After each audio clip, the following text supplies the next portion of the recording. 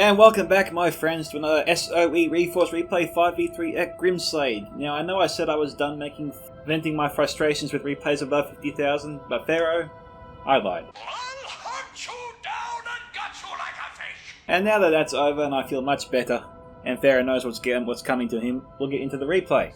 So, before we get started, if you'd like to support my work, there's a PayPal option, subscribe to our Patreon, and donation link in the description below. But as always, remember to like, share, comment, and tick that bell for notifications so you stay up to date with all the latest content, as that does greatly support the channel.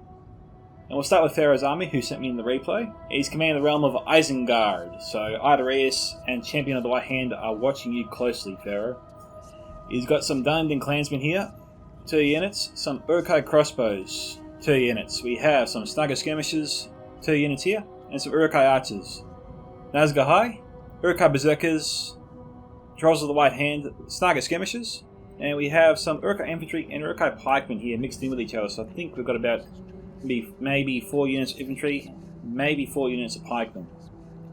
I'm guessing there. I can't exactly be sure. Now, for those of you who don't know Champion of the White Hand or Ardarius, the King of Isengard as he calls himself, those guys are veteran Isengard players, and they like Isengard very much, and watch closely to any others who might try to subvert their crowns. Next we have Rudar, commanded by Cletati, who we have seen before, so welcome again, Cletati. We have some Herodane Berserkers here, some Witchroman Slavers. Now, I know I commented before about the general usually being in this unit, and for some reason, Cletati has broken that tradition. So we'll see what unit he's in later. Next we have some Dunman Spearmen out front, to act as a cannon fodder unit, absorb arrow fire, whatnot. Next we have some Rudar Marksmen, Animals Troll Hunters, Herodane Pikemen.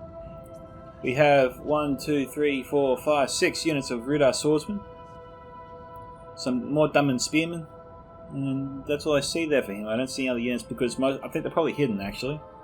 A lot of Rudar's units can actually have a hiding ability, so that's the Troll Short Axe Throwers, the Forward and Javelins, even sometimes I believe the Etymos Troll Hunters can also hide, but in this case we can see them.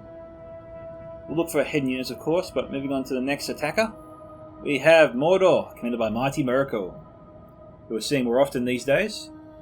He's got some Adunium Lancers, some Troll Drummers, Bulldogs of Durthang, Orc Fodder, Temple Guard. We also have 2 units of Orc Javelins, some Orc Archers, I think 2 units here. We have some Temple Executioners going for a closer look. Yes, they do have the armor upgrade, hence the silver helms here up top, that's how you can tell. Next behind them we have some Minas Morgul Chosen, who perform pretty well in battle as long as they have support from the rest of their army or their allies. They tend to actually break pretty quickly when they go in alone, so be careful how you use them. We have some Orlog High here, and Mighty Mirko, like Ardarius and Champion of the White Hand, tend to favour using Mordor above all else. I haven't really seen him use any other faction really at this point that I can remember. I might have seen him in another faction, but as of recording this replay, I believe I've only seen Mighty Mirko use Mordor so far. So he's becoming very, very familiar with that army, so watch out for him when you play against him. Next we have Harad, commanded by Bloodbath McGrath. He's got some Trollmen of Harad. We have Dismounted Serpent Guard. I believe this has the armor upgrade. He's got 2 units here. We have Herodium Spearmen here, Saffron Pikemen, Muad Beast Hunters. That's a Javelin unit, the mid-tier Javelin unit of Harad. The elite, of course, is Demons of the Desert. We have some Saffron Archers, and there is the Demons of the Desert. Watch out for these guys. If you're the opponent of these guys, make sure you take them out, or they will destroy your army faster than you can blink. I know a certain player who I played recently can vouch for that. We have some Herodium Archers, 2 units. We have some Muad Beast Tamers. We have some Saffron Pikemen, Saffron Warband, and 1 unit here, Dismounted Serpent Guard, and the elite infantry unit, the Champions of Nafarat. And the final attacker we got there in the end is Apex White Wolf, who's commanding the realm of Rune. We have some Logam Prim, a couple of units here. Get some Loke Flagrim. A couple units I think as well. Another unit of Loke Flagrim, 2 more units actually. We have some Eastron crossbows, not armoured up. This is your basic model. When they are armoured, they have silver helms on their heads, or silver helmets. We have the Dragon's Breath Cannon. Interested to see how Apex uses that. He can get some nice kills here based on the position of the defender's army, so I think Cole will have to sort of scramble to get his troops up the hill there, or risk annihilation. We have some Loke Siren Rim, some Dragon's Wrath crossbows, some Variag mercenaries, which is sort of your light to mid-tier archer unit there for Rune. We have some Eastron clansmen. This is what the Eastron crossbows would look like if they had the armor upgrade, without the shields of course, they just have the silver helms. We have 3 units of them. This is the orange upgrade. When they have the silver upgrade, they look like this, down here, but with sword and shields. Flagrim have mace and shields. That's the difference.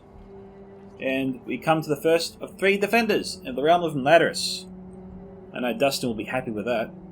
He's a person who frequents my podcast and loves Ladris.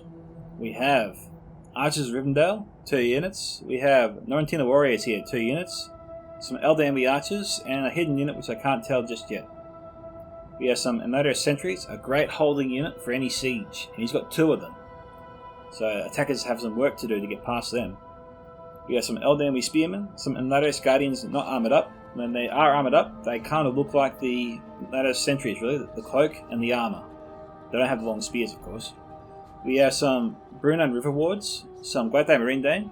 That's the Celebrimbor Hammer unit. They're really good in combat, watch out for them. We have some Eldambi Swordmasters, Swords of Rivendell, 2 units here. Some, I think I already called Eldambi Spearmen there, a couple of units. We have some, we've got 3 units here total here, of the Ladris Guardians. Another unit of Brunan River Wards, and some Swords of Rivendell. So, we come to the next defender, which is Cardalin, committed by M1 Breakout. Cardalin, I think, is favoured by Windy Pops, another fellow Reforged YouTuber. Go and check out his channel. We have some Heathguard of Amansul. We have some Menatorum Gatekeepers, some Minhirith Spearmen, Minhirith Men at Arms, 3 units here.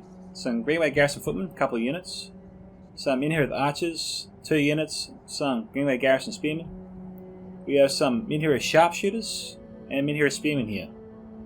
I don't know if we have 2 units of Sharpshooters. I think this is just 1. Okay, I think maybe we have another Cardinal unit here. I'm not sure. Yes, we do. 2nd unit of Sharpshooters. And that brings us to the final defender. We have Gondor, committed by Newbie1. We have some Citadel Guard here, some Marksmen of Kaer Andros, Wardens of the White Tower, Marksmen of Kaer Andros again. Decent Archer unit and unit in melee. We have some Fountain Guard, Gondor Archers, Veterans of Osgiliath armoured up. All this Gondor army appears to have the silver upgrade, and unlike any other faction, the armor upgrade for Gondor is half the cost. So usually it costs 50, for Gondor it costs 25 to upgrade the full armor upgrade. If there is the option to do that, there's only 50 coins to do that. So if you're playing Gondor, it's wise to upgrade their armor to maximum, because it's definitely cheaper to do it, and definitely helps you out. We have some Gondor Archers, Axemen of Lossark, Vanguard of King Elsar. I think we have 2 units here total of Fountain Guard. We have some Pelargon Marines, Javelin unit, Gondor Infantry, a couple of units here. Nothing Honor Guard, Trebuchet, another unit of Pelargon Marines, and Axemen of Lossark. Possibly some Andilian Rangers there, but they're probably hidden at the moment. We'll try and find them later. But for now, let's get into the replay. Enjoy.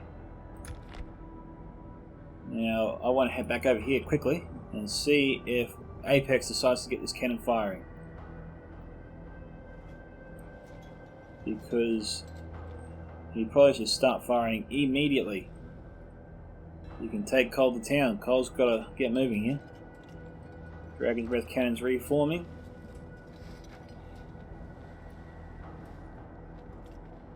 Sort of holding my breath here. Nothing's happening. In fact, he's setting up his Eastron clansmen. Pretty much suicide here. We've got Variag mercenaries here targeting the Archers of Rivendell. Looks like Ruda from Katati is starting to move forward. Harad is not moving into the city just yet. Wow. Okay, we've got God Helmet NUR here. There's no infantry unit here to protect all the archers. Apex is missing out on a huge opportunity here. He can deal Cole a deadly blow, or deadly blow to the defense even, if he gets this cannon firing straight away. I don't know why he's seriously not firing right now. That's almost insane.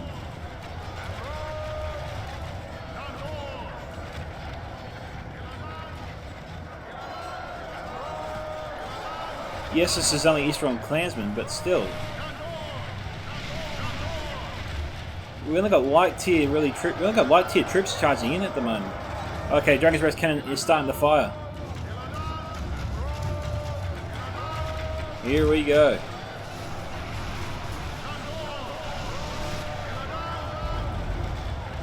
Oh, here we go. Oh, there we go.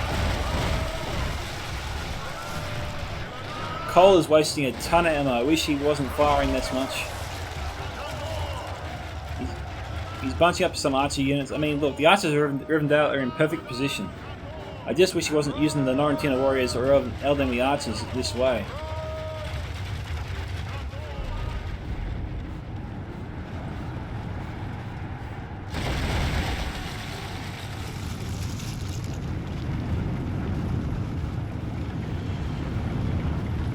Cole getting very lucky there. He was very lucky not to lose more men. But then again, the Dragon's Breath Cannon could get some good fight here. It has insane range. But fortunately for Cole, it's not firing.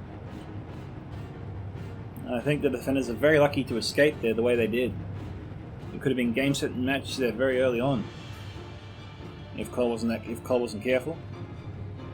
But he's going to play a bit more conservatively and withdraw. I just hope he turns off auto-fire, or has turned off auto-fire from his archer units. He's got to conserve his ammunition there and not use it on such weak troops. He's still got most of Rune's army to deal with.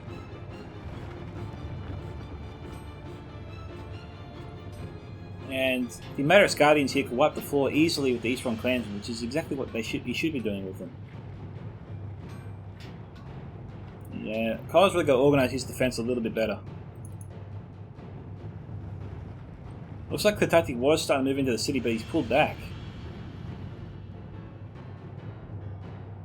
Newbie one.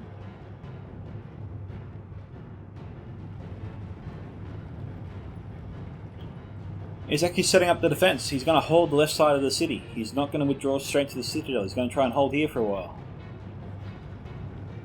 Well, since he's doing that, you'd hope M1 will try to hold the right side so he doesn't get outflanked, and that appears to be what M1 is doing. So I like this defense. The defenders have been pretty aggressive here, trying to hold all three choke points to the city. They've stretched themselves out, but they got reserves in play, so we'll see if they can hold on. It's not like the attackers are putting them under a lot of pressure at this point. But what's Apex up to? So far, it looks like Apex is just trying to goat Cole into shooting him again and wasting a lot of ammunition.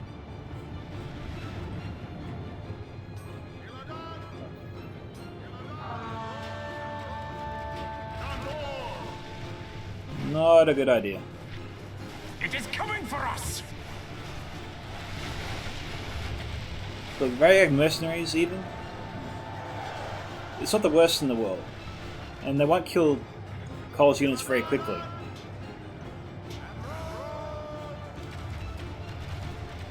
See, the smart thing to do here would just be to get maybe one unit firing if he had to, but even then, this is Eastern Clansmen we're talking about. It's not like the Silent Rim or Fagrim of Rune.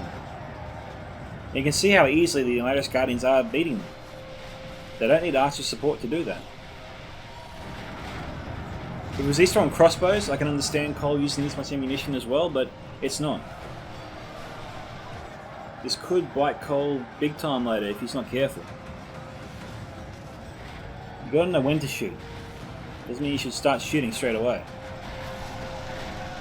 I mean, this is what Apex is probably counting on. He wants Cole to do this.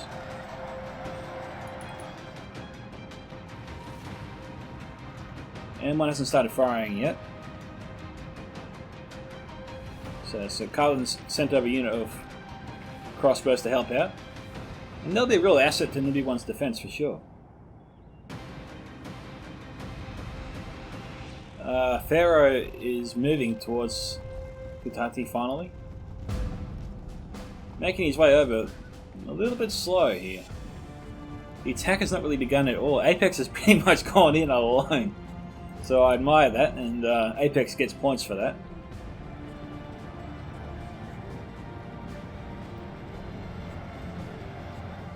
Now, is he still firing? Okay, yes. Cole has halted his fire, that's good. It's strange that he's sending his Lattice Guardians here against these troops when he has the Swords of Rivendell nearby. That way it's light infantry on light infantry. I mean, I guess Cole's doing this because he wants to kill these units quickly. And, you know, maybe that's the way to go. I mean, Lattice Guardians will beat these guys relatively quickly. They will receive a small amount of damage, though, from the Eastron clansmen. So there's that negative trade-off. Yes, they will kill the unit quickly, but they'll also take some damage themselves. And then it might struggle later on against the more elite troops that Apex will send in, like he is right now. We've got Black Targaryen and Black Sarmarium all moving up together. We've got some Kumul Shadow Guard, Kumul Shadow Bows, that's the body piercing unit to watch out for.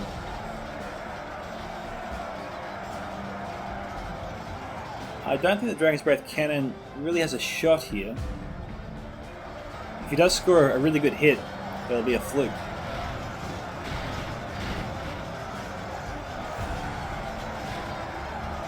Now Cole's plan here is to obviously trying to outflank Apex's light troops before the elite troops arrive, but I don't think that's going to happen. I think the Black Sarmarium are going to slam into their backs.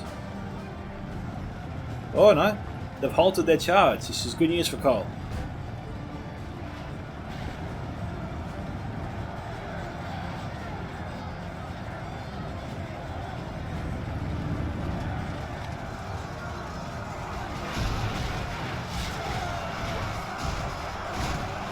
Alright, decent charge there.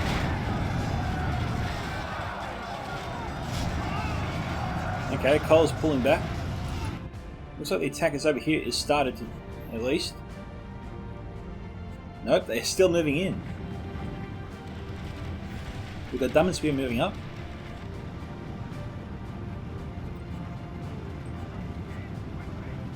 Kentucky's plan here.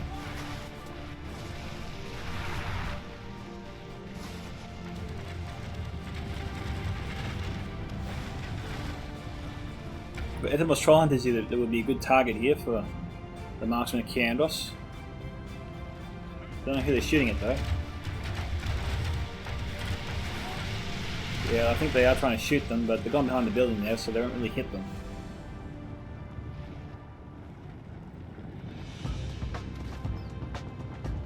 Okay. Everyone's got to be careful there. The Ethermos Trollhunters could take out his Fountain Guard defense with their javelins, so he's got to watch out for them. It's all about micromanagement now at this point. Who can stay on top of their armies and fend off little skirmishes like that. And one choosing not to use his sharpshooters as of yet.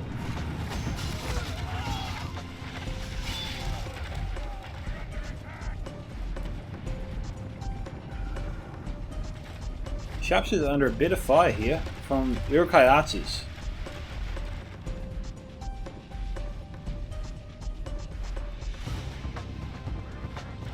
Brito marks him down to 87. Alright, let's just slow it down a little bit. See what's happening over here. Okay, we've got Harad charging in. M1's ready to receive him. Harad archers are shooting in. We've got Minhir archers on either side here. Minhir sharpshooters here. Maybe to shoot at Bloodbath McGrath if he tries to charge in force. It could be M1's plan, I'm not sure. Alright, what's happening up here?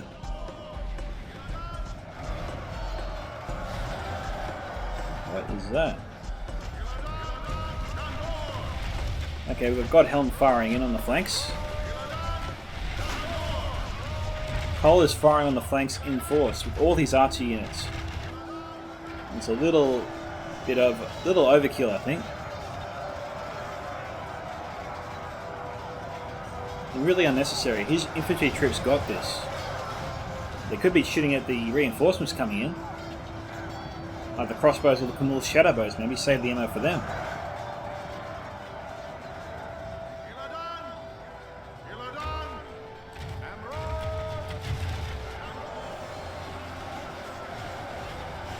A little bit of friendly fire there. Low flag rim broke.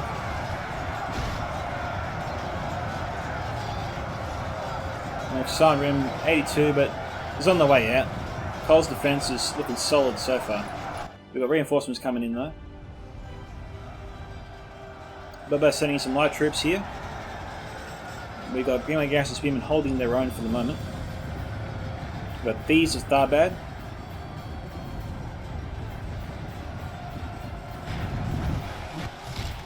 Thieves of Tharbad being targeted here by the Heraldry Marchers.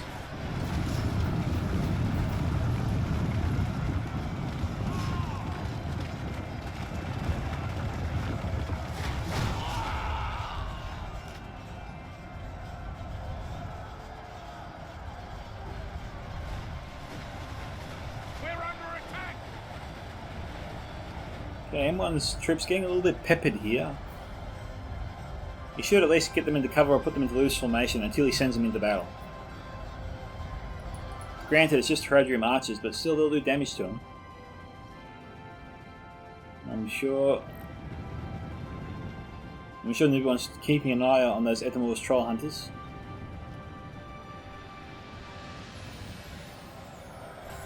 We've got Pharoah now in the fight. Marksman at Kandros.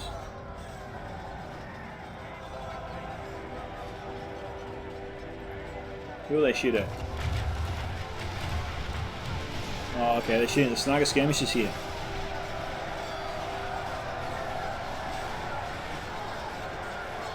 We got Rudar Marksman shooting at the sharpshooters from M1.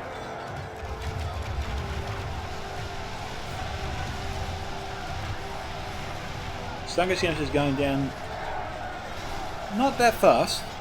They should be able to survive for some time.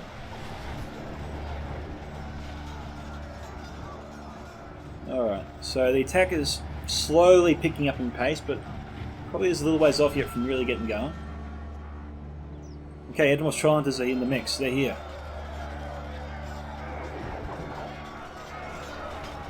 And they are targeting either the Marksman of Kandros or the Axeman of Lostanak, or both.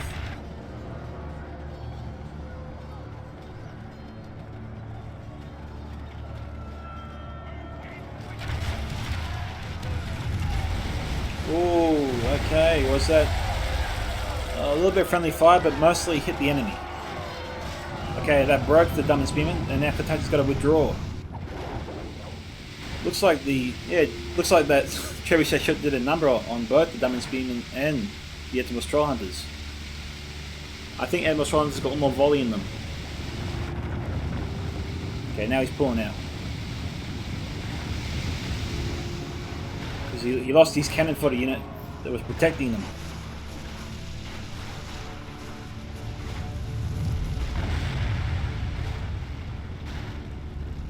Gotta be careful there. You don't want to destroy your own city. Sharpshooters. Okay, sharpshooters have started firing.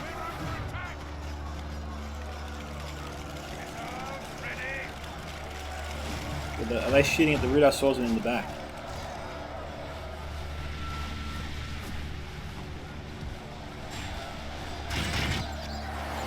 That's a yes. See, you gotta love swordsmen for that reason. They can just lob their bolts almost over any obstacle.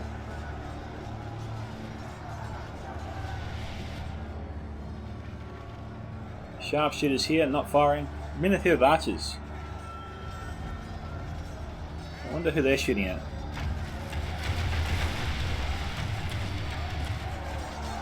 Okay, they're firing into the backs of the dismounted Serpent Guard. That's a decent target to go after. The Grimslade Gas and Spearmen here, I've got to be doing M1 pretty proud. They've been fighting for a while now. But they're eager. We'll go back to normal speed.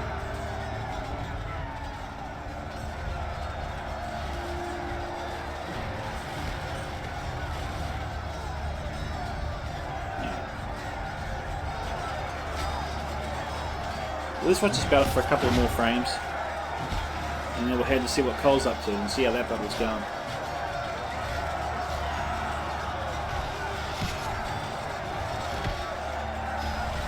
Oh. Holy smokes, this is a big surprise here. Bloodbath pulling out the big guns already. Who will he go for? Who is his target?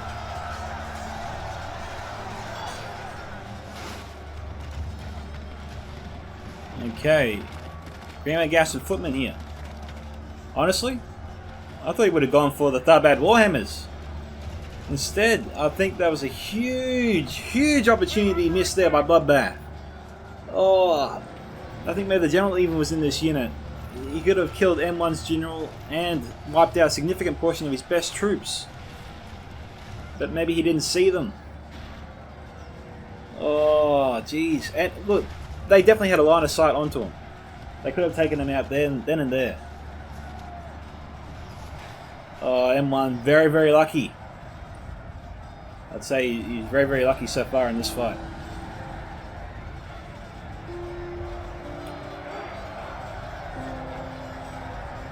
That doesn't mean Bloodbath won't see it later, I don't know.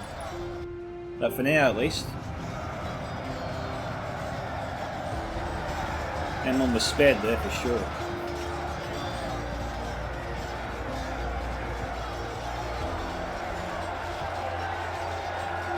Cole being very aggressive in this defense. He's outflanked his enemy and has pretty much broken all units here. We've got a mass chain rout now in progress. And because their troops are surrounded, they have no idea where to go.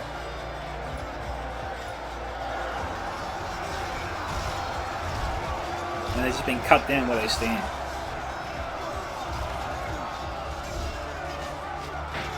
But this is a good opportunity for Apex to get some sweet revenge. We've got Camille Shadowbows now firing. Yep. Yeah, he's doing it. This is good revenge here from Apex. All of Cole's troops now are blobbed up and are perfect for Shadowbow fire. You can see Apex trying to capitalize on this.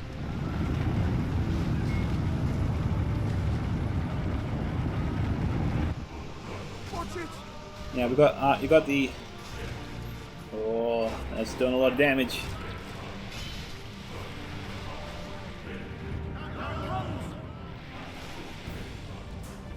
I don't know if that fire's hitting, going after the Camille Shadowbows. I don't think so. It is coming for us. Maybe it was. I don't know. Coming for us. Find out.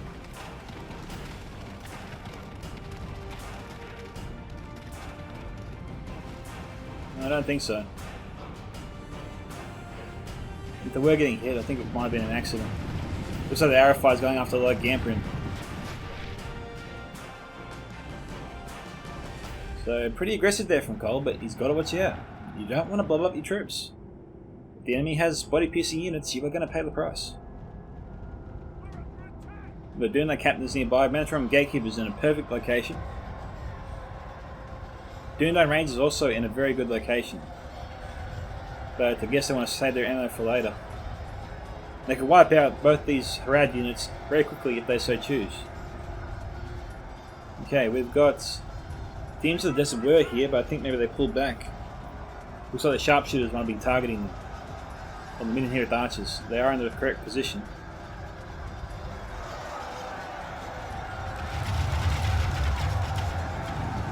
Okay, Ranger Archers being pulled back.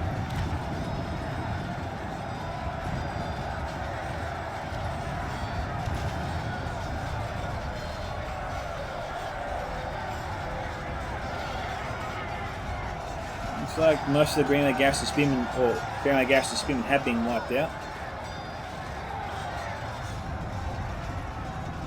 We've got Orc Javelins moving up from Mighty Miracle.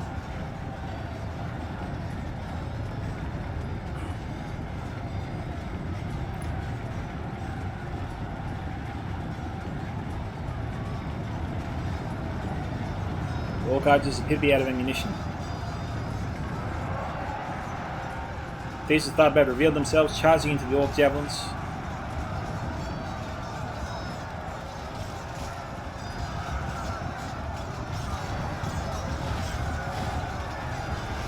A little friendly fire there.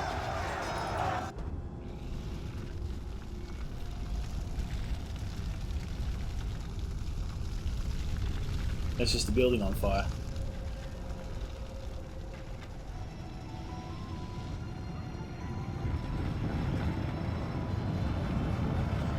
Sniper skirmish is still being shot at here.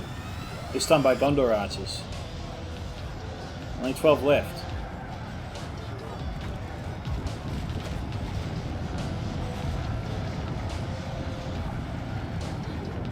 Gondor wasting a lot of ammo trying to take all of them down. Probably should stop now. They're down to 8, so not too many left.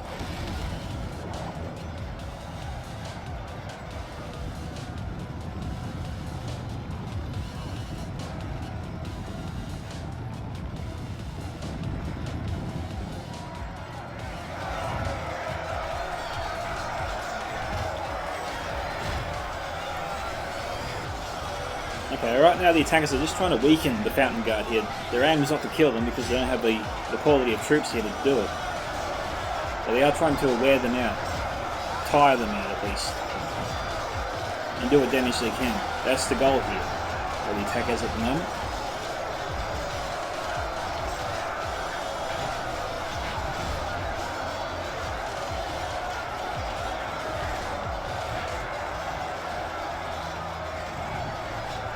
All Froden javelins coming in, and they're being targeted.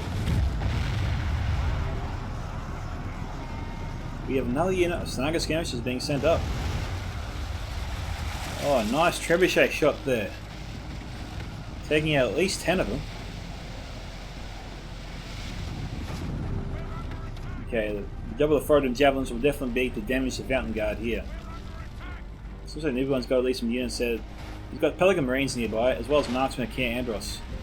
But they're shooting upwards, so they're wasting their ammo actually. Yeah, neither one's got to halt that fire. Getting some hits, but ultimately it ain't worth it.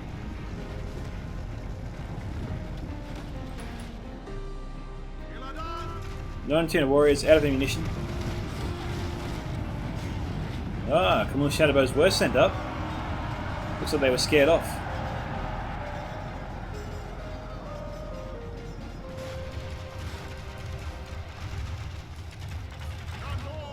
Now then, Elder Envy Archers targeting the Lake Flag Rim.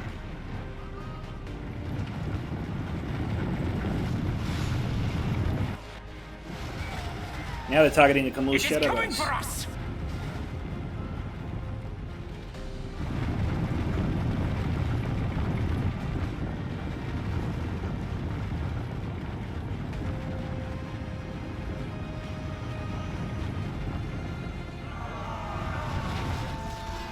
Elder Archers firing directly into the Lake Flag Rim. So, Apex White will try to outflank the Norrentina Warriors. We have the Shadowbows up on the hill here, trying to get a little bit of elevation.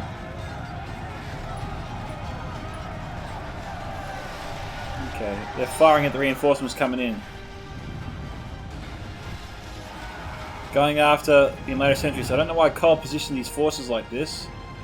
It's really helping out the Shadowbows as they fire in. What we've got here? Yeah, that's not too good. We've got Elder Envy Archers here. The accuracy is being affected by their own men.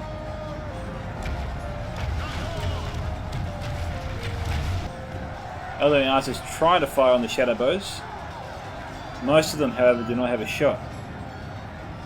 Okay, we've got reinforcements heading in now, but Cole's got to get his forces in there to shut down the Shadowbows. And for some reason, Cole still hasn't moved his men, which are under fire at the moment. Okay, Pharoah and Kotate are starting to move in. They're really focusing on the left side. I don't really see a lot of attackers do this.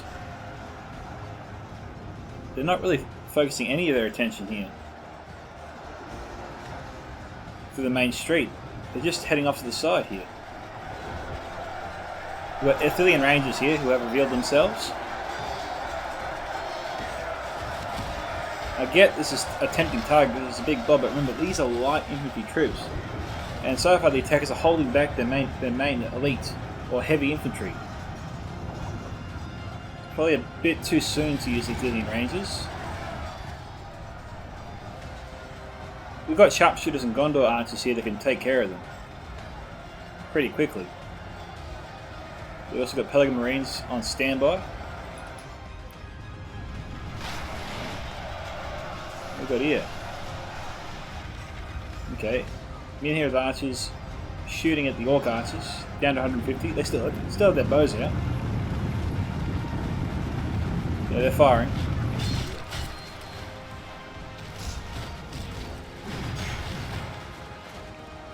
Yeah, Mighty's really got to get them in loose formation. He's got the space to do it, so I don't know why he hasn't done it already. And one's preserving his sharpshooters. We have Orc javelins at the ready that could fire into the blob of Carlton troops, but I mean, look, the Orc jabbies can take out this unit of Minhir spearmen, but they obviously will. Oh no, they used all their javelins. That's why they're not using. That's why they got the spears out. That explains that. Okay, that appears to be the state of things at the moment. Apex has got to be running out of men soon. I mean, I think he's used up pretty much all his army. No, he's throwing crossbows, getting ready.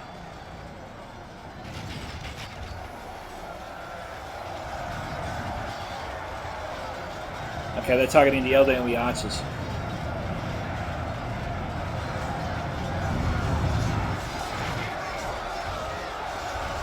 Once Cole defeats the remaining forces for Apex, the White Wolf, he can head down and help out his allies.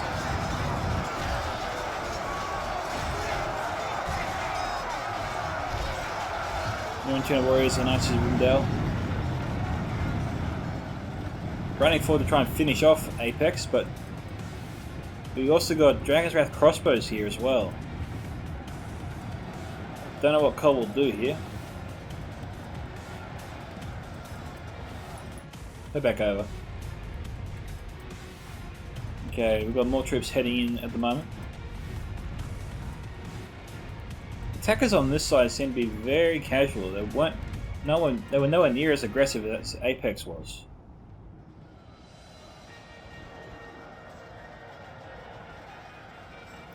Slanger Skirmish is just chucking a volley of a few javelins every now and then. Yeah, just two.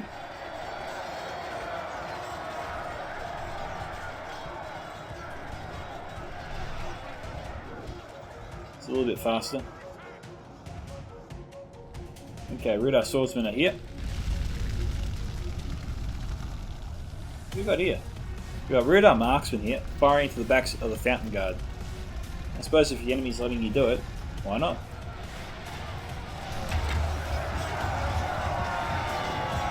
So this is a losing battle. I don't know why Klatati isn't setting up more men to support this attack. Pharoah's got some skirmishes, 106 here. That's a decent number. The Citadel Guard here mixed in with Gondor infantry. The armor should protect them for some time.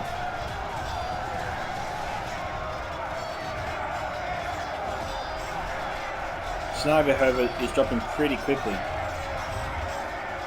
Pharoah will probably be forced to pull them back. They'll probably break soon.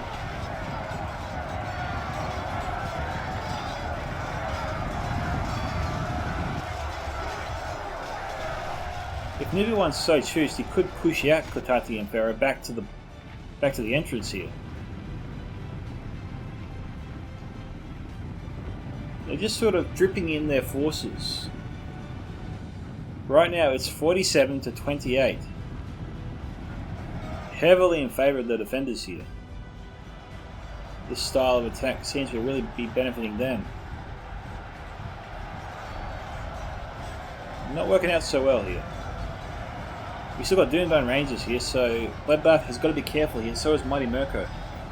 They've got to try and push hard on the left to try and get into the Doomstone Ranger ranks up here and shut this area down.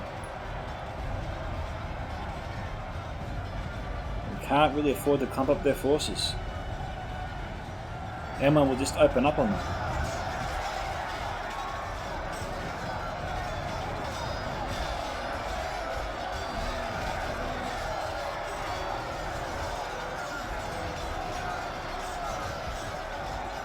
Probably be tempted to open up now.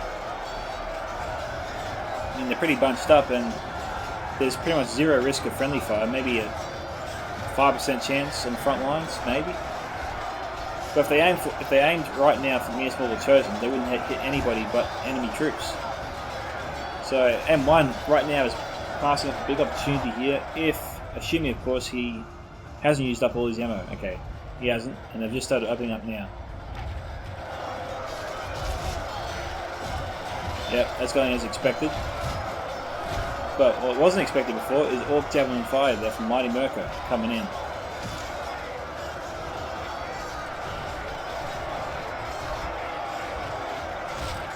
Yeah, a few javelins there going into the ledge.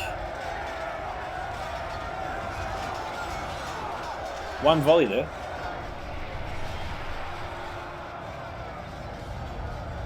That volley took out about 10 of them.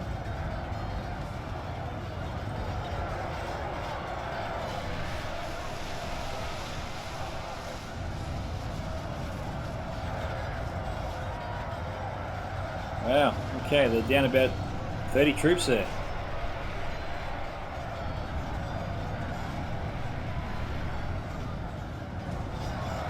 Dropping very quickly. Okay, Cole has arrived, but probably needs to charge in, he can't stand there. Remember, Demons of the Desert are still nearby. We don't know where they are, but they're around here somewhere. We also got Serpent's Fangs as well.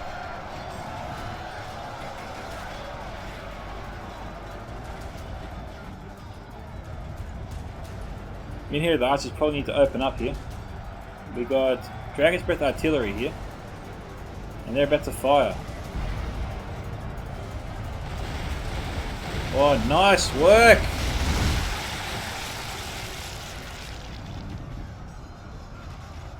Oh, one ricocheted right up here in the old city.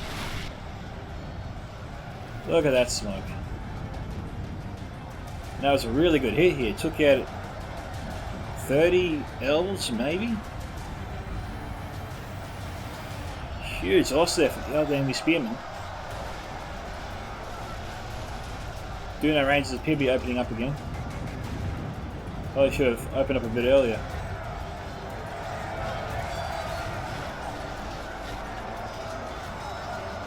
Dragons both halted their fire.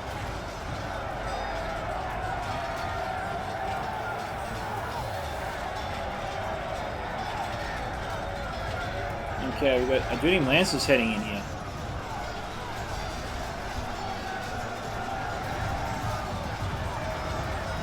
Okay, Swords of Rundell being mopped up here. Elder enemy spearmen charging into them, however. And we are almost just over one third of the way through this battle. I really don't know why it took so long. Seems to be moving along right now at a brisk pace, but that obviously will change soon. There's got to be a reason that this is 63,000 frames.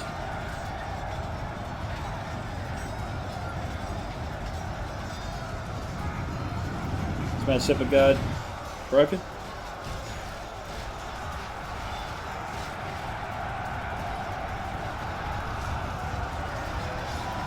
Got God Helen here. Most of them have their bows out.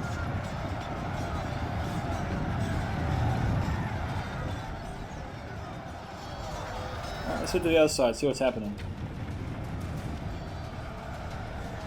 Okay, Isengard. Pumping up their troops here in the center of town. Don't have any troops moving around to try and outflank Gondor here. We've got Pelican Marines, Marksmen of Caer Andros. We can probably station the Marksmen of Caer Andros right here. Simply fire in. here, or here. I mean, we've got Sniper skirmishes, but it's only 45. I really think everyone could do some real damage here if he moves up his marksman. The only downside is he has to get them into tight formation in order to fit them in this tight space, but it shouldn't be a problem for them to take out the Sniper skirmishes and then take out the infantry in this area, essentially turning it into a kill box. Veterans of Skillia, these guys appear to use up all their ammunition.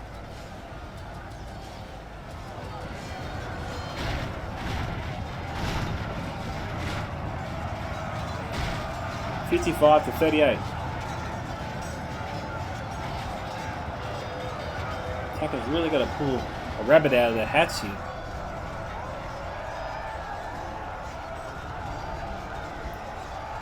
half the enemy force remains. You got Fountain Guard being peppered into the back. And everyone's got to do something about this. Fountain Guard is not something you want to idly just throw away.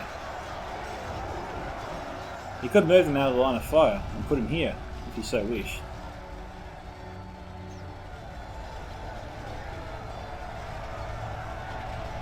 What kind of troops do we have here? We've got Gondor Infantry and Citadel Guard, it would seem.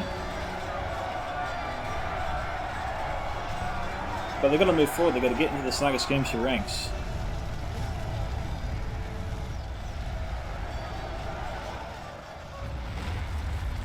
Sniper skirmishers going after the Herodane Rangers. Interesting target.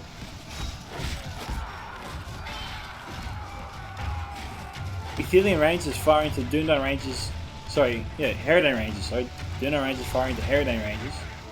Looks like they're winning the fight, but not the kind of unit I'd imagine you'd want to fire at.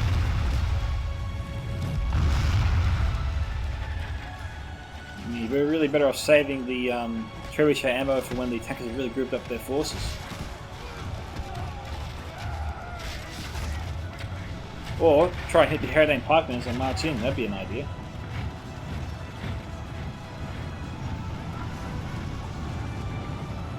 I think everyone should really switch targets. Looks like he's trying to get into loose formation. Head over the other side and have a look, see what's happening. Okay.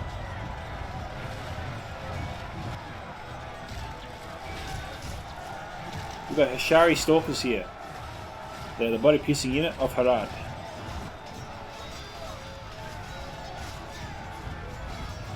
We also got the Crossbowmen from Apex. God help me, you are. Who are they shooting at, I wonder?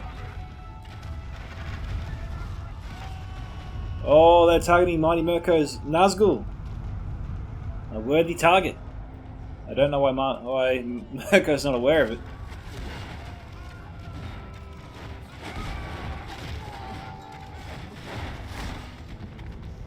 Oh, this is good sniping here.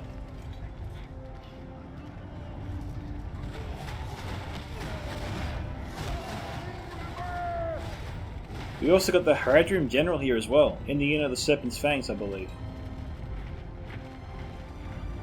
Bobat's getting them out of there.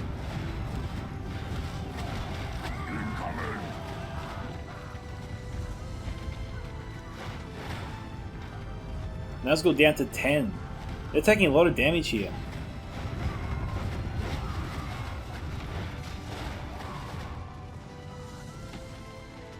One Nazgul got away. They got a few Nazgul. Bulldogs of Durthang. Okay, that's who the general. That's the general in that unit there.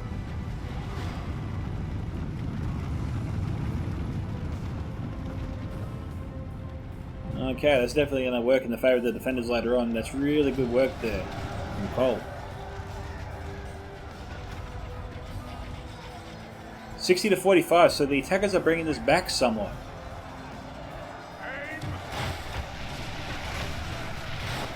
They're targeting the Beast Hunters.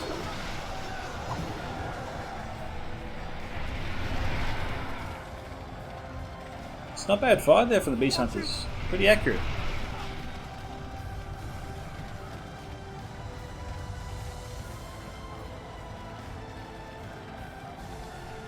Sharpshooters are here.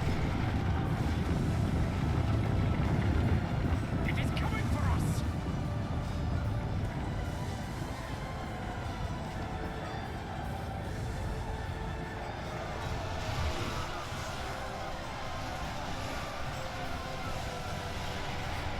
Minotaur and Gatekeepers nearby. Orc is firing on them.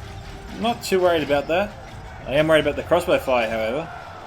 And they're going after the men here at the Men-at-Arms, I think. Okay, we've got White Wolf moving in the crossbows. Gatekeepers need to start firing on them or get out of the way. We're under attack. Each one crossbows loading up. I think M1 sees the danger.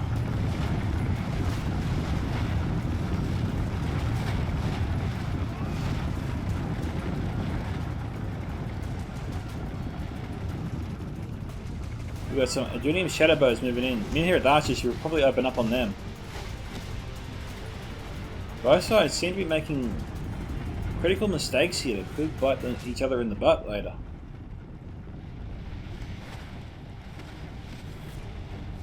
Not attacking threats when they present themselves.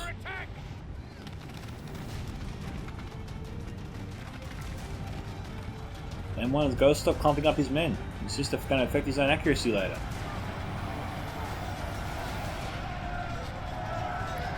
Another unit, Men-at-Arms moving to hold the pass.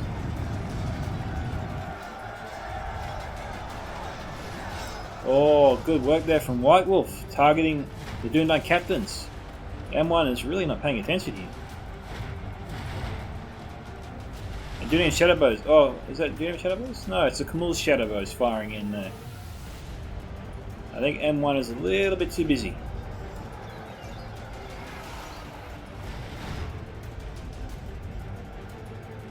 These guys are taking serious damage. Both got Amusul are firing in.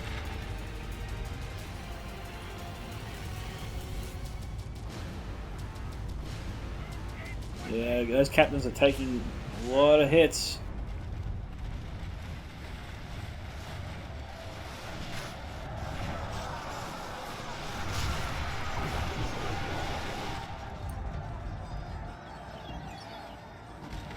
It is coming for us. Okay, M1, I need you to tell me where your attention was at this moment. It's got to be a micro mistake or something like that.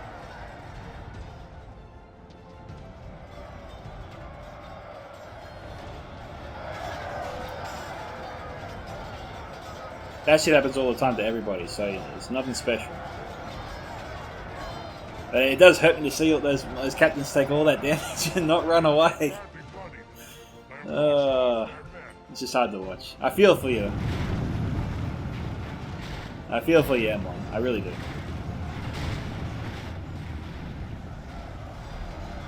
Okay, we've got Athenian Rangers here. A couple of troops here. One unit, Citadel Guard. And I think maybe some Herodane Berserkers throwing their axes in trying to finish off the Athenian Rangers. Sharpshooters need to get firing. Bit of a disconnect here into the defense. Really inviting the attackers back in this 67 to 56. I mean, the sharpshooters should be firing into the backs here of Pharoah and Katati. They are wide open here. We also have a unit of pikemen here, very vulnerable. But nobody is firing in on them.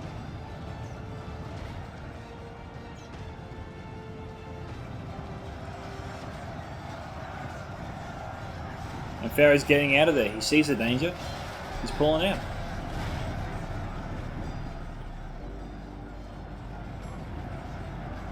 Nato sentries should move up to provide cover for the Pelagon Marines, but instead Cole's just pulling them away.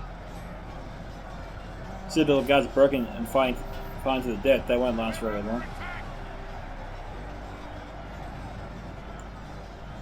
And then everyone's being forced to retreat. Oh, good fire there. Good support, a lot of kills.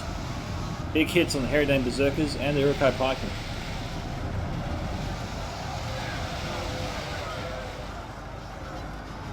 Pelican Marines, yep, need to turn around. In here is sharpshooters, gotta do something.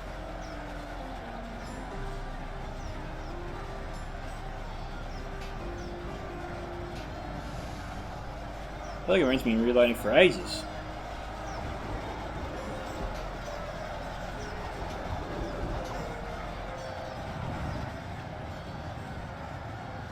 M1 again.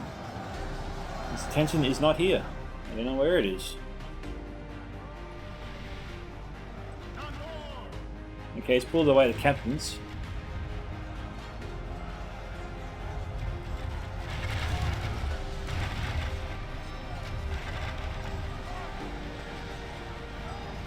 Okay, we've got sharpshooters still not firing.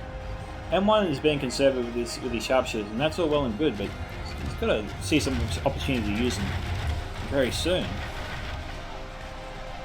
I mean, we've got the Trauma and Varad there, worthy target.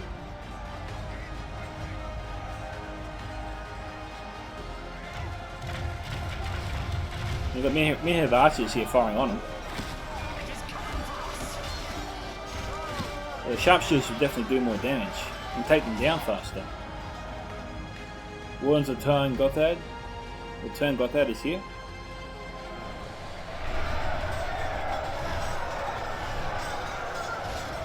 Pelican Marines firing in. M1 has left his sharpshooters here and they still have ammunition.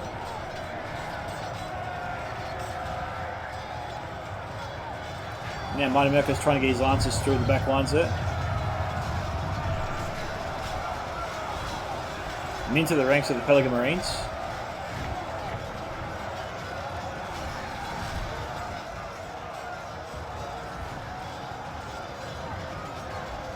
Here sharpshooters down to 47.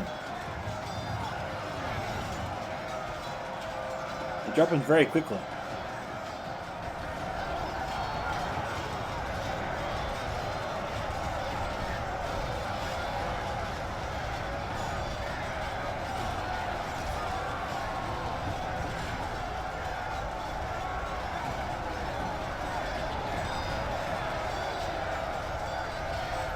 It really sucks when you're busy fighting it. You're busy fighting at one point. You come back and you realise your units are under attack or destroyed, and you just didn't see it. That did happen to me on Rivendell. So you know, M1, I'll take one. I'll take one of my mistakes and just throw it out there, so you don't. So it doesn't feel like I'm just attacking you, because I don't really want to look like I'm attacking you. Okay, you made that mistake. I just wanted to know that I made that same mistake. It happens, and it's always painful to watch, no matter who's in charge of an army. It's always the same.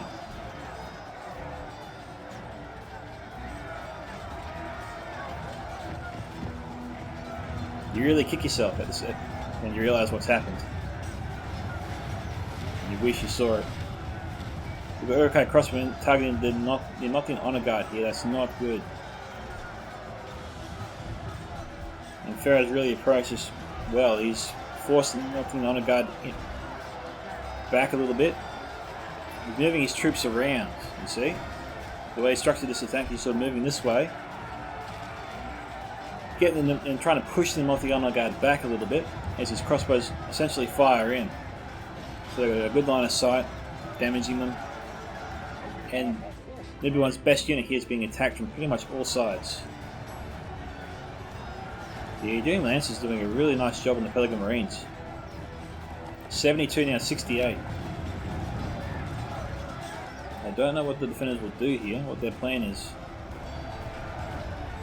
The attack here has pretty much collapsed. It looks like everyone was outflanked.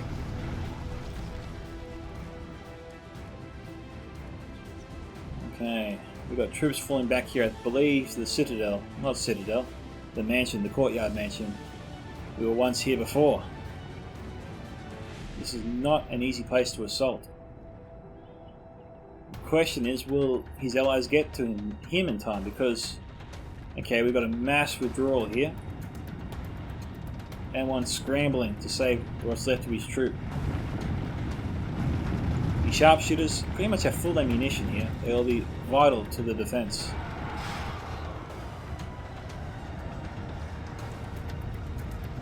Demons of the Desert apparently have ammo, and they could take up the Dundun Rangers. They probably should.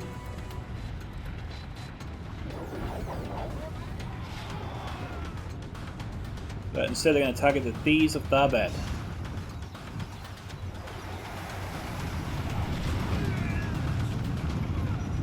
Took out a couple.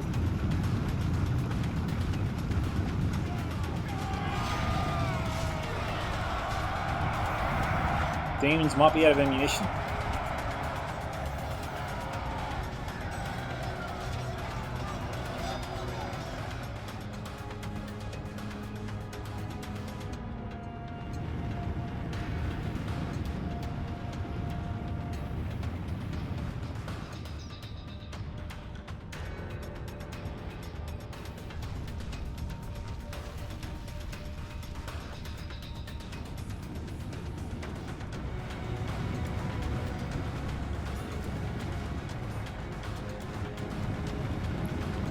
Okay, this probably is why it is a 63,000 frames. This kind of assault does take a bit of planning. You do it wrong, the battle is lost. So this will probably be a lot of probing here. Even if the attackers fight their way through the choke point, they're surrounded at all sides. Elevated positions either side help both javelins and crossbows and archer units all pepper this one location. As the attackers are assaulted, the attackers are not keen to do that. And everyone still has his trebuchet as well, which will play a very important role in the big push. Rudo swordsman. Marksman of Kandros could be targeting them. Oh, they're targeting the Heridan Rangers.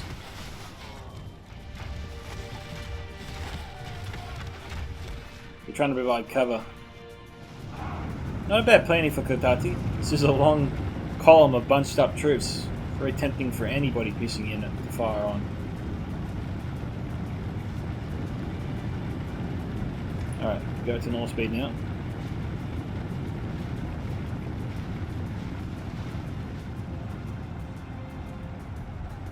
Okay. The Doom Lancers in hot pursuit. M1's poor Doom Knight commanders are down to 21.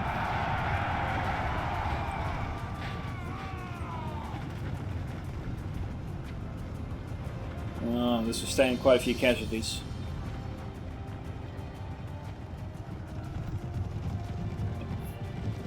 If anyone has any spears left, he should try and send them up as a rear guard. They'll drive back the Ingenium Lancers, no problem.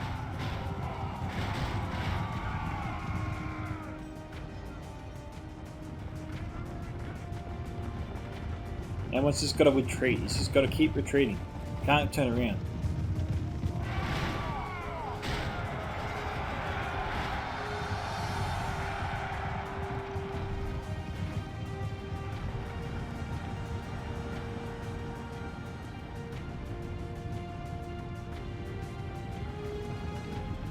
Heridan Berserkers are here.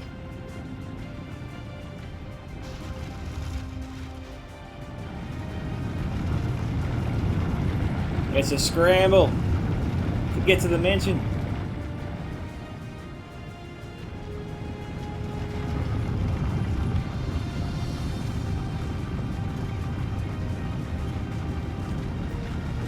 It's the defender's only hope to survive.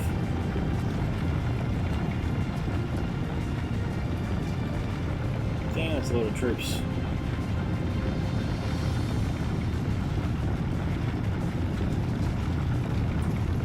Alright guys, we'll do a small cut here and come back once the assault begins because it might be quite a while. See you soon.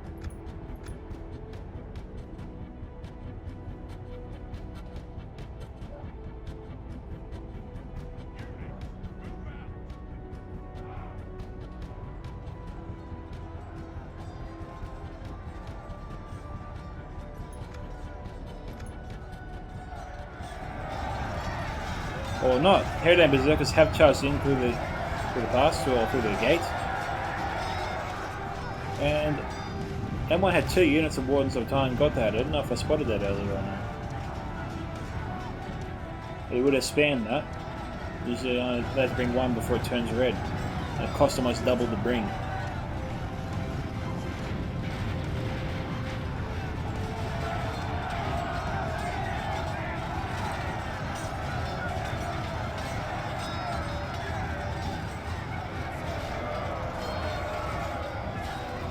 We've got Dragon's Crossman here. Demons of the Desert loading up.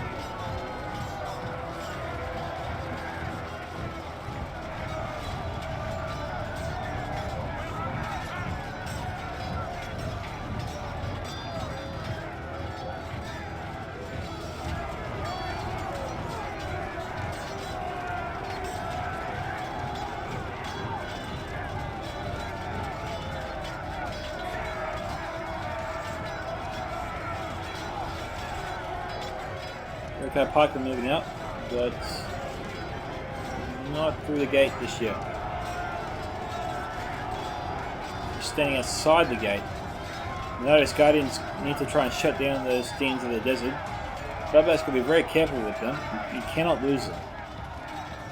Maybe you should fire in right now and take out the Amaris Guardians and the Elder Enemy Spearmen. I don't think he doesn't have the angle on the Amaris Sentries, which is a little unfortunate for him. Those are the only units he can hit. Either use them or withdraw them, but it shouldn't stay there.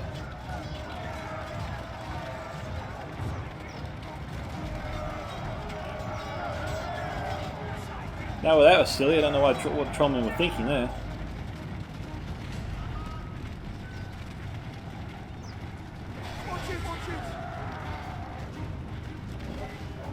Solid hit there.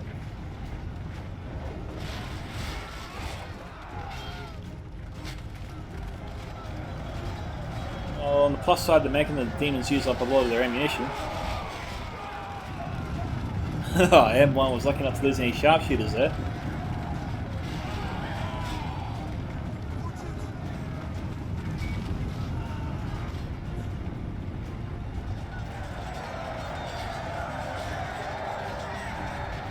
Alright, the attackers are going straight in. This is definitely good news. I thought it would take a while.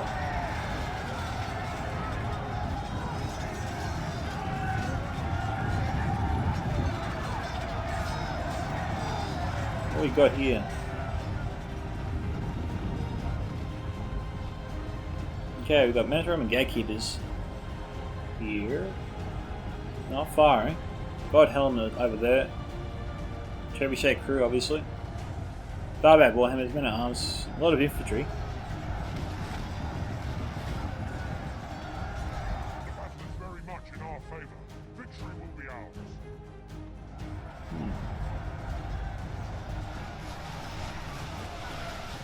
Oh, here we go.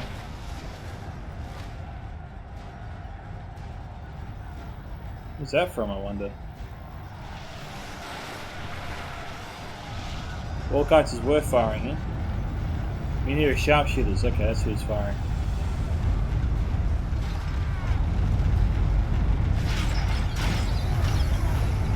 We're under attack! Trying to target the crossbows, you'd think.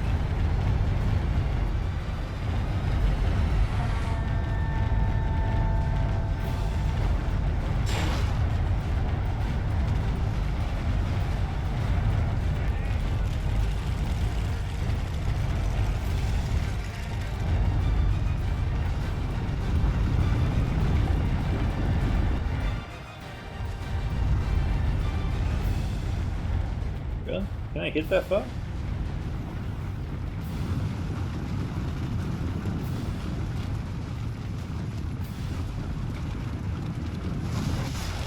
Yeah, they're firing.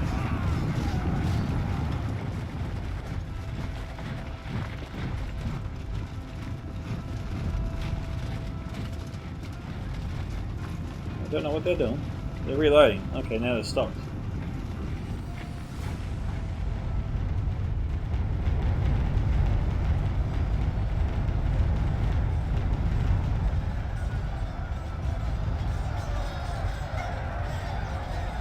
Okay, Urukite crossbows, swords of Rivendell, Inherit Men at Arms.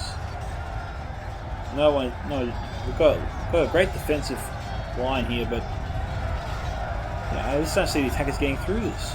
Not with the troops they have right now.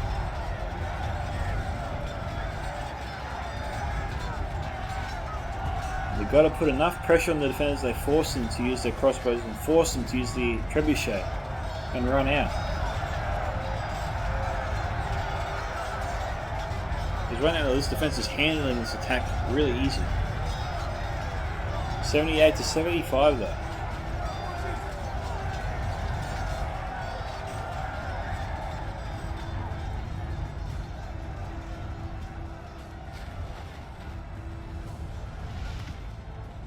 Okay, Mentor and Genki was under fire from Orc Archers, it would seem.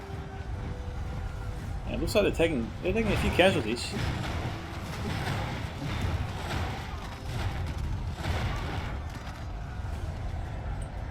Just moving down the hill. Don't know why he's leaving them there.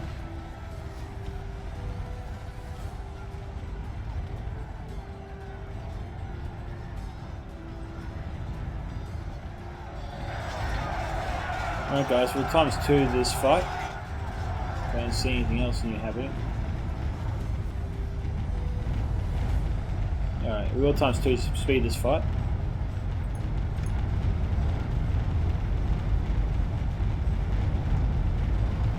Alright, we have the sharpshooters loading up.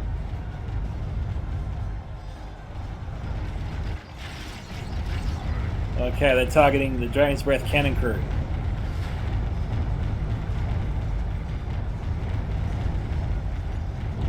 To hurry up. Taking their time.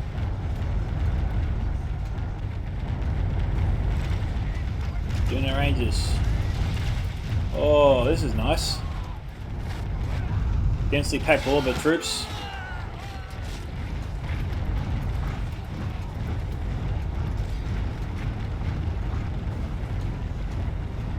Karanka's out to moving them in.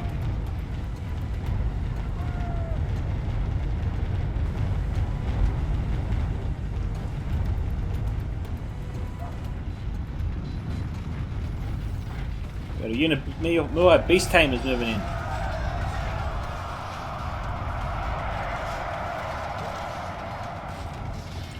Now the sentries need to move up.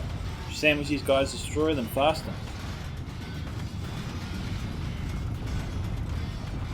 Gotta take him out quickly.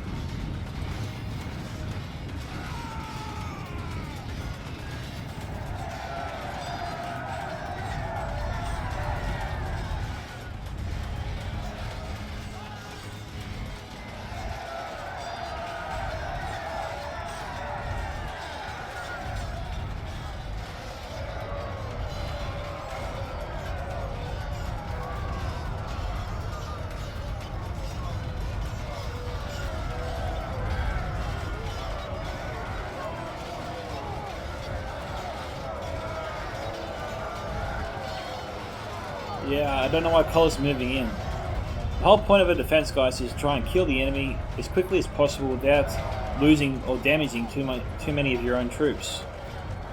I mean, Cole could really alleviate the pressure here. Keep the Wardens of the White Tower healthier, stronger for longer. But he's holding back, I don't know why. These guys are wide open and will be destroyed much faster if they were just outflanked.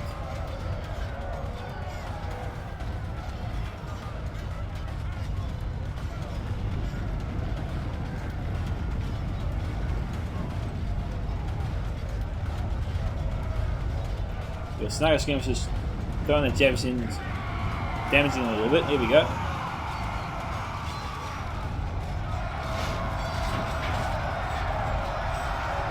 Now this is what the Warhammers excel at.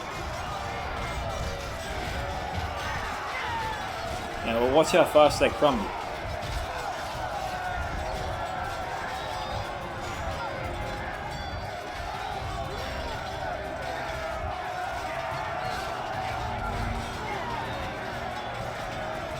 Before it wasn't moving that fast. Now look at him go. Okay, Bloodbath's bringing out the big guns. We've got the champions of Nafare in here.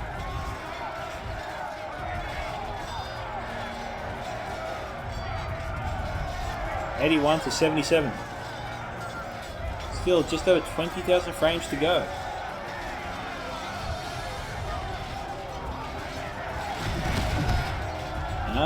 Dragon's Breath crossbows just lobbing their flaming bolts over the heads of their own men.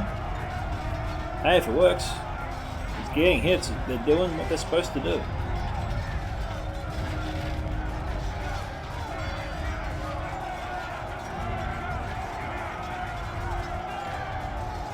This is where the later sentries would be very useful. Oh, there we go. Where's that from? Sharpshooters. Okay, M1. Right, in good cover there. Champions enough for that. It's not a unit you want to treat lightly.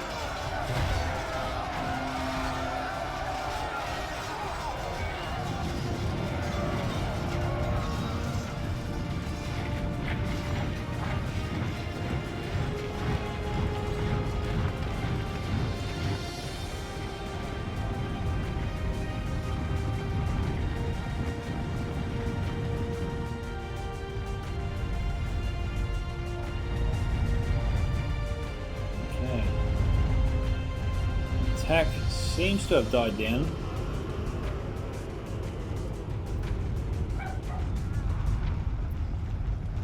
Okay, Bloodbath trying to snipe the enemy. Wardens of the White Tower not having a bar of it. Bloodbath getting them out of there. Alrighty, see you soon.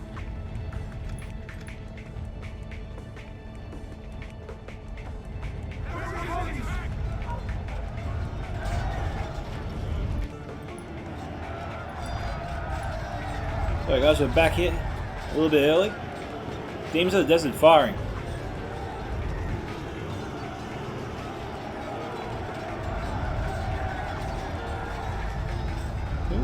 Who's he trying to hit?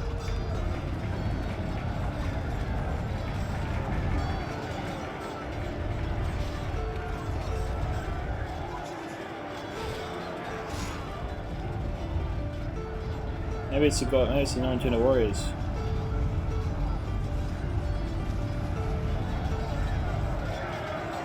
Serpent's Fangs must be out of ammunition, because Bloodbath has committed them to the fight, and he's gone in. This is pretty much all of Pharoah's army.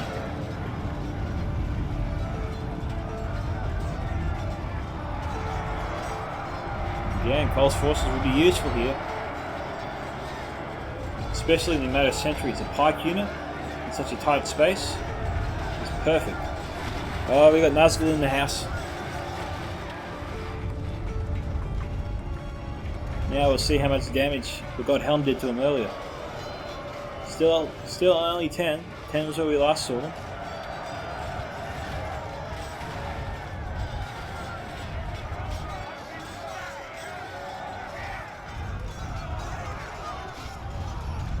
Doing our ranges. I thought I saw a couple of people firing in there.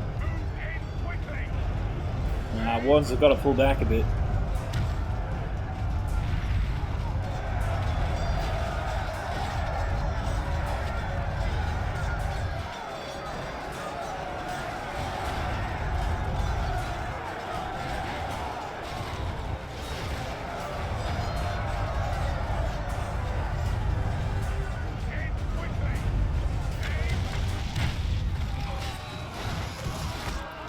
Oh, there goes Nippy One's general. Gondor has lost their general. I don't think it was due to the Doomland Rangers. They're getting some nice kills here.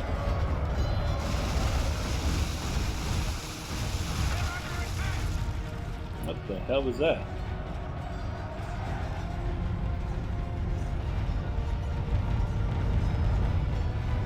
Holy smokes, Apex of the White Wolf.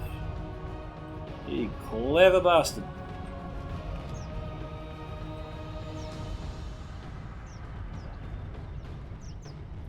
Not bad.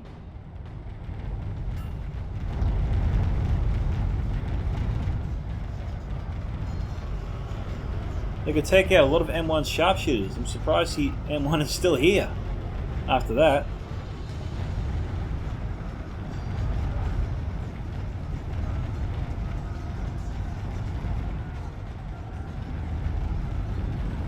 Okay, Vanguard of King Elisar. Moving down. Okay, about 18,000 frames left. And doing a spell cut here and coming back soon.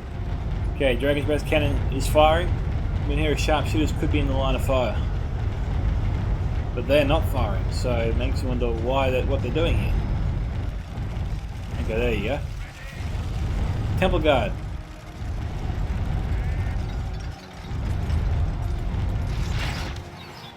Yeah.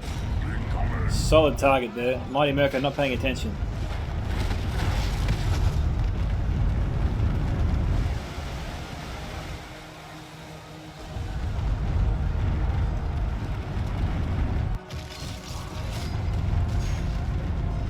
Do any shadow bows have their bows out? They'll be the sharpshooter's next target, logically. The Temple Guard's still in range.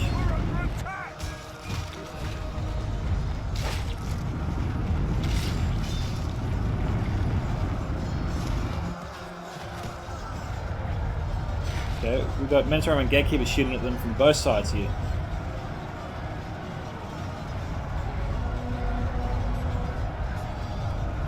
Roman Gatekeepers stopped, however. Okay.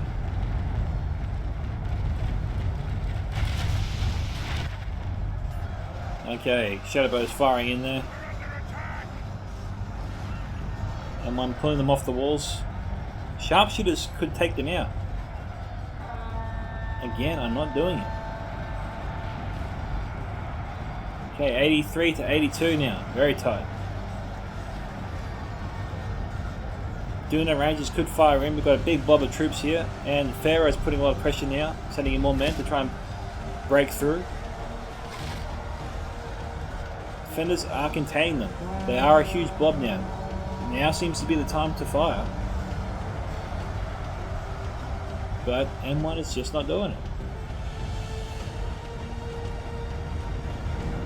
I'm only stressing here on M1 because he appears to be the only player, the only defender left with archer units, or missile units.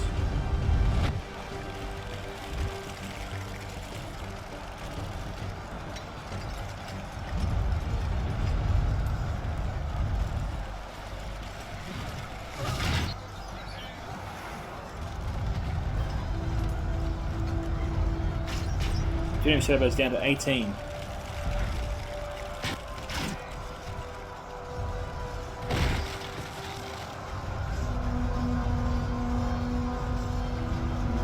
God hell, they still have their bows out. They're not done yet.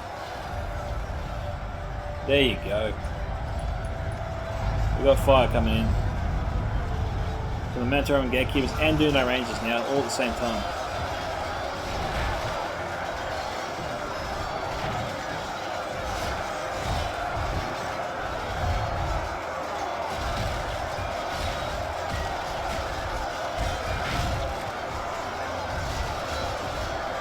Well, look, High theoretically could make their way up to the Duna Rangers and Mantor and Gatekeepers.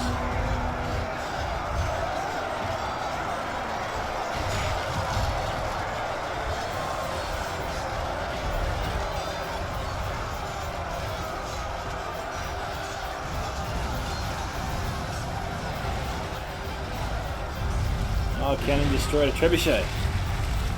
It took out a few God Helm there. At least 10. At least.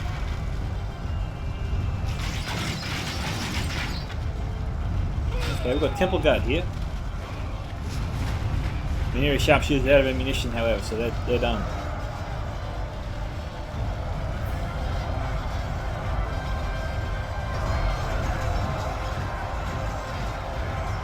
'86 to 84. We've got Bulldogs of Deathling here as well, so Mighty General's unit is right here. His Temple Executioners, however, are not in the fight, they're just standing here. I don't think that's on purpose. I think he might have committed them, but then maybe the unit they were engaging with is all dead, I don't know. The point is, they're not in the fight, but they're here. Which doesn't make a whole lot of sense. They should be fighting. They're one of the attacker's best infantry units at the moment. They need to be in combat, fighting with the Bulldogs of Deathling.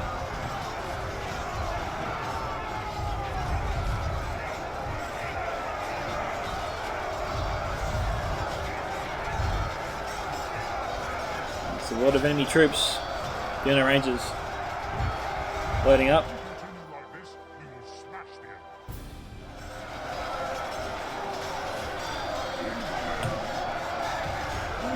that? Health Guard of Amasul. Okay.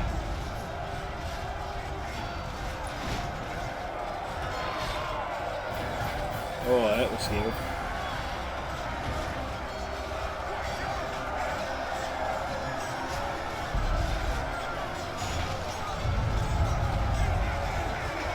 That's the Thunder of the Dragon's Breath cannon, but there's not too many units here that it can hit. Okay, we've got all archery units that are available now, just firing this big blob, trying to hold back the attackers.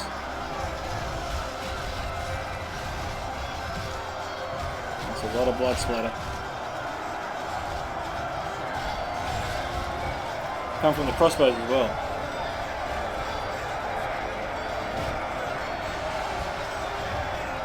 Alright, try to go back to normal speed.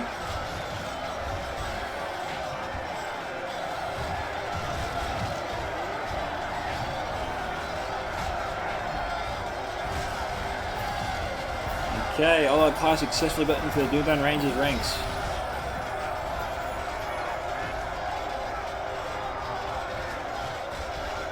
But they're in guard mode, which means most of them can still fire.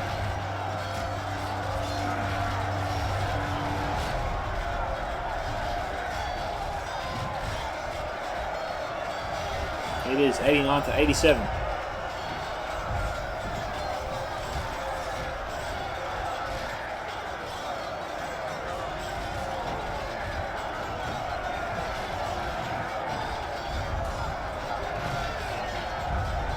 Still pretty close.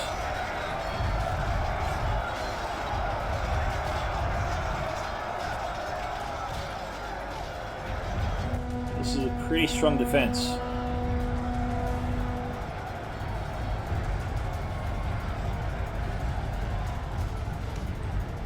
There's not too many left. We got Nazca High here from Pharoah, way out here by themselves. And Temple Guard here as well. I mean, this is a kind of fight that Nazca High would thrive in. I don't know why Pharoah's holding them back.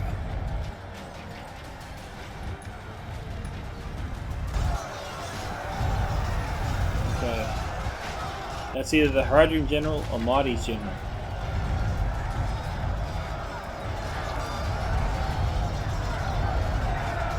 There's the Urukar Berserkers. It makes sense that they're here, but the Nazca High should be here as well.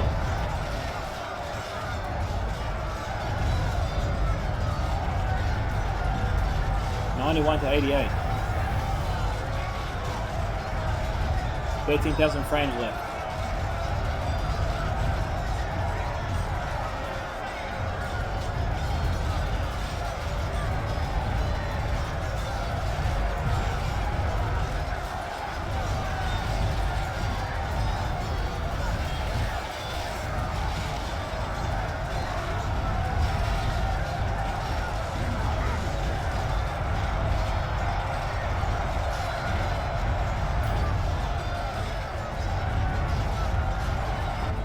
Okay, there really is no tricks or anything. It's just whether or not the attackers have the muscle to push through, but given the kind of troops the defenders have left, I just don't see them breaking through at all.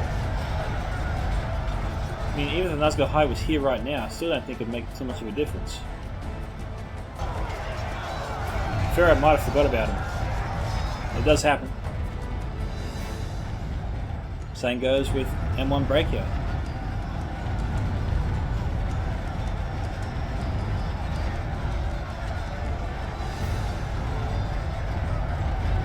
Although the Warriors of Tangota are certainly playing a pivotal role here in holding the defense. Same goes with the Tharbat Warhammers.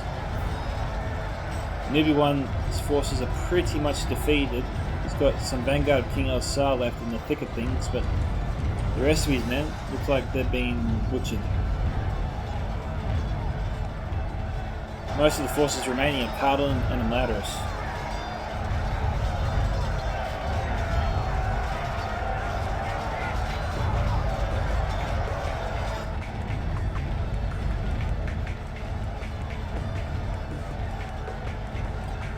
God, could be trying to shoot at the Nazca High. Nazca High on the way.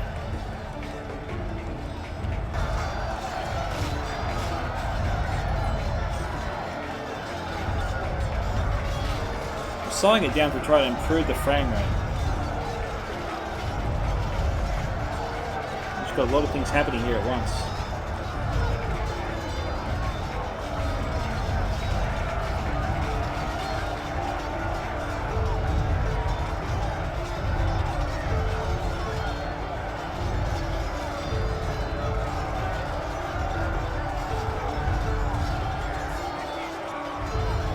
Troll drummers being attacked here. As soon as they're gone, this will definitely work against the attackers. Okay, defenders up by 5%.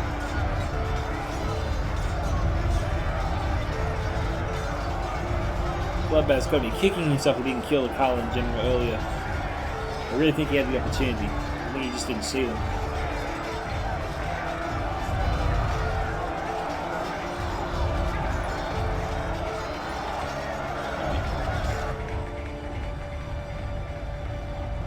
Just so many dead bodies there. Yeah, the frame rate's definitely affected.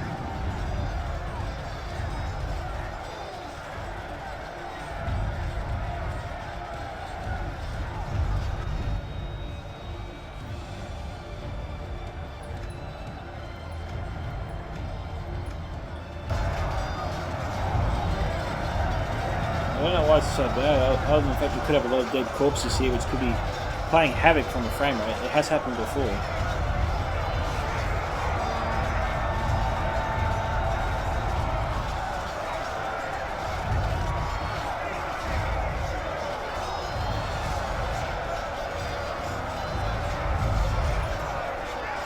Trying to go back to normal speed. Seems to be a bit better now.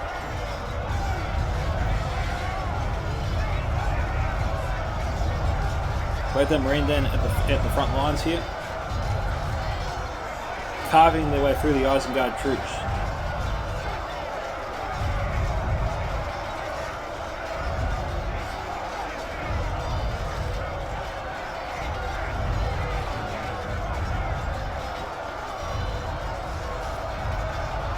Oh, what to do, what to do, what to do, what to do, what do you do? How do you get through this?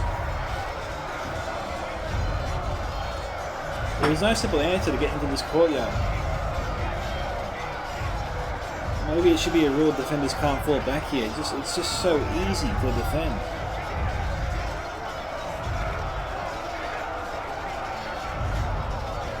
Granted, the last replay I showed here, the attackers managed to break through eventually, but some of that was due to luck.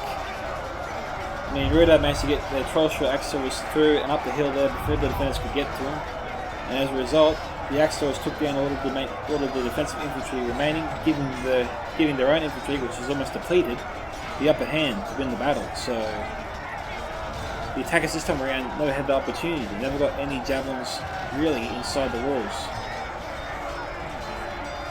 There's a real opportunity to do some damage with fire. I mean, the demons of the desert got close, but not close enough.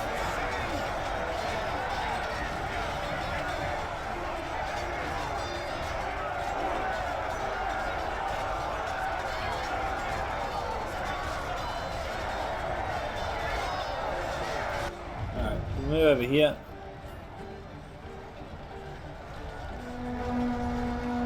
Got Richmond Slavers here from Katati, but we will times 2 speed it, I think. You can see the elves now.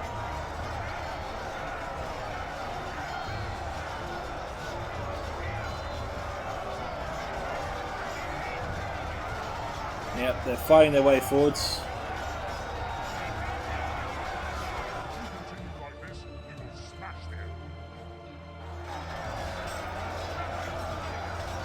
Huh. It's saying things are swinging back in favour of the attackers.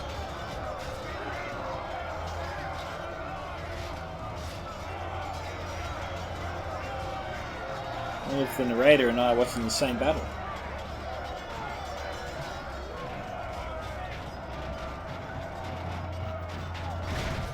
Yeah, we've got pikes moving up. We've got Matter sentries coming in. Elves are forcing their way out.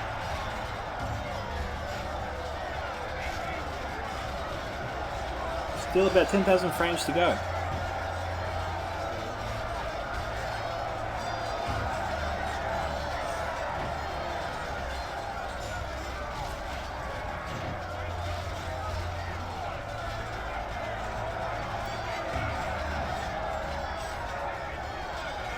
There's no easy way around this. Even if I pull back, it's still going to be laggy.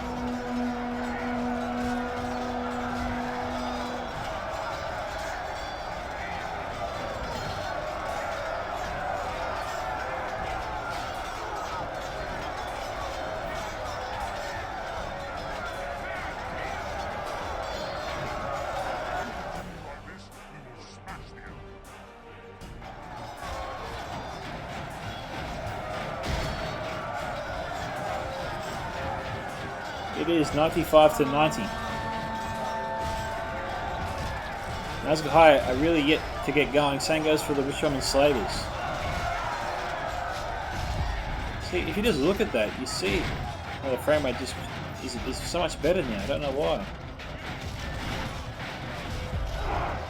But we're at normal speed right now. You can tell the frame rate's definitely improved somehow.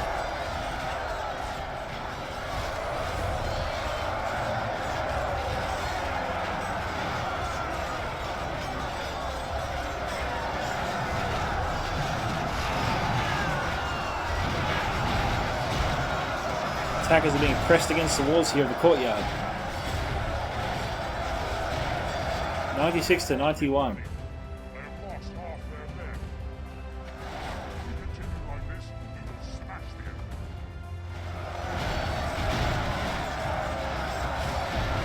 96 to 92.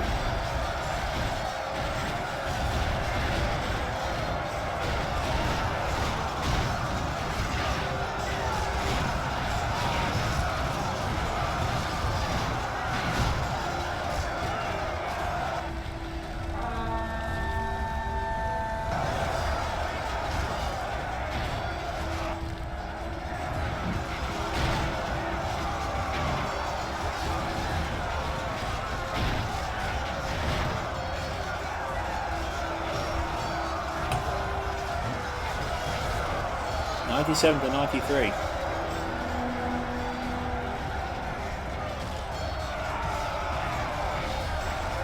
I don't know whose general that was. Possibly M1 breakouts.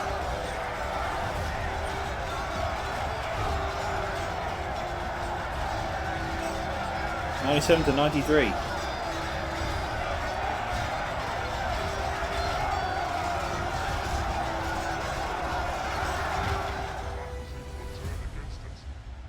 Act and halt this turn of events.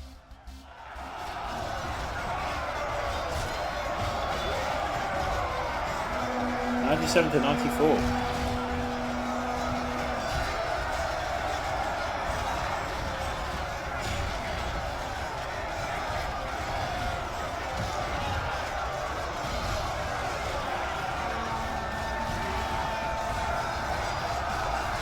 '98 to 94.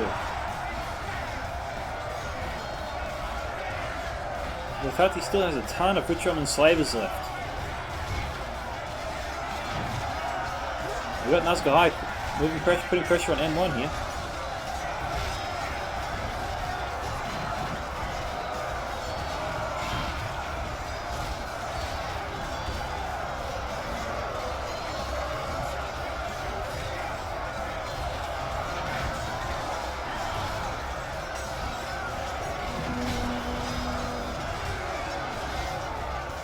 Nazgul High down to 28. Black Bolt's 35. Which on Slavers 61. 98 to 95.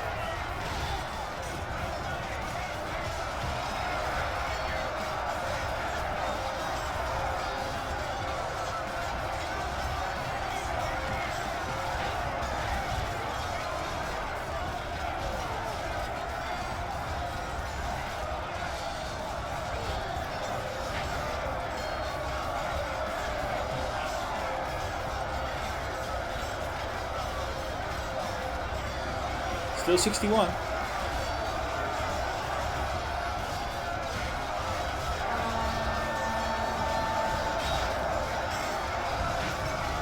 This guy down at 22.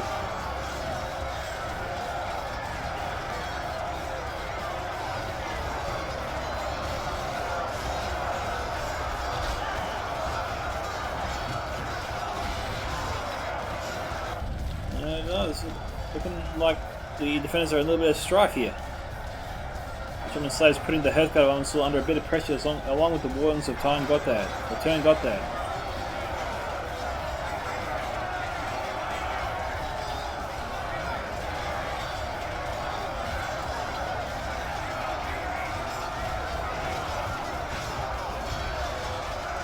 Nazgûl down to 18.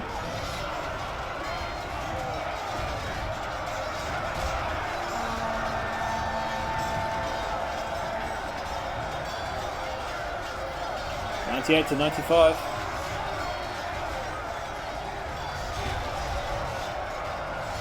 Oh. Okay, there goes Cole's General.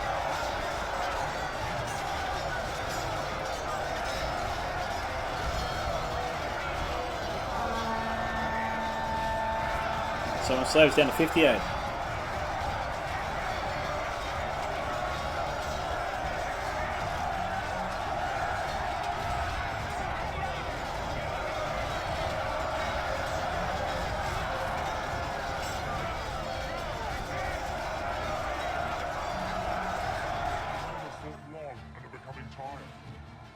$99 to 95.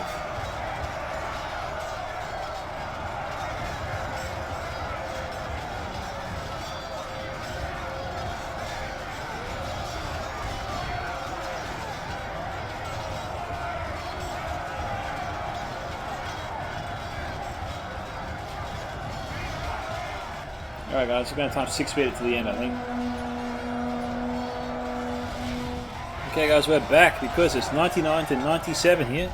And it's a showdown between the Wardens of Turn Gotthard and the Witch-Hunter Slavers of Quetati.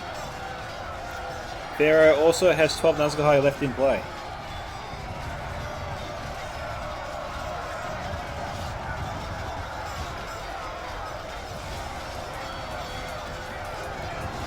It's a nervous wait here. Who has the troops to hold on to the end?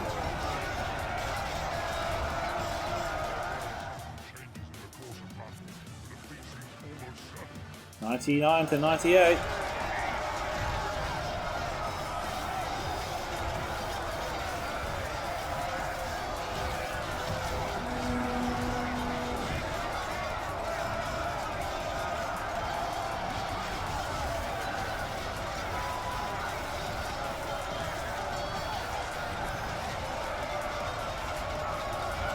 Still 99 to 98. Which one saves down to 37. Warden's down to 25. Mentron Gatekeeper's down to 25. Nazgûl down to 9. Godhelm down to 2.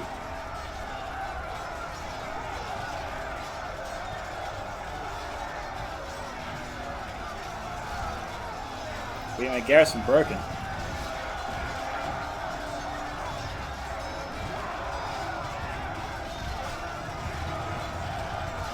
Someone Slavers 99 to 98.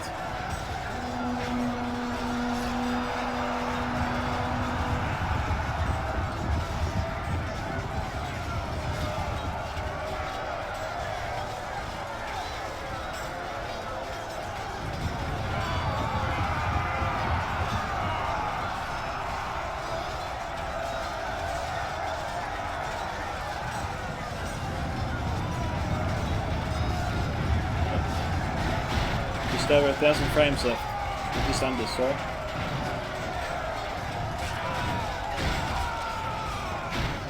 The fortune of battle goes our way, and pray it remains as such.